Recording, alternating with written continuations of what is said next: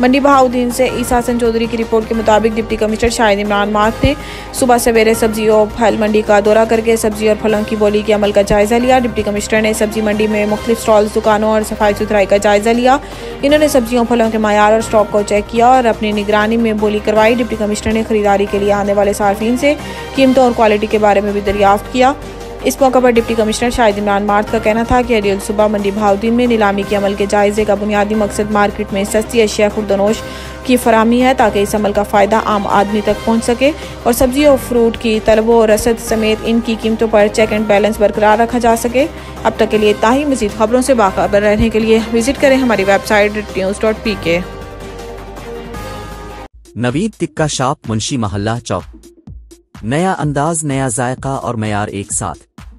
Naveed tikka shop अपना पैगाम देते हैं, रेट वो जो हर किसी की पहुंच में। नवीद टिक्का शॉप की नई आइटम में फिश टिक्का, चिकन पकौड़ा, सज्जी, चिकन टिक्की, आलू चिकन टिक्की, शामी कबाब, बेहतरीन और साफ सुथरा माहौल, जायकेदार बेहतरीन खानों का मरकज। एक बार जरूर आजमाएं। नवीद टिक्का शॉप, मुंशी मोहल्ला चौक, मंडी बहाउद्दीन।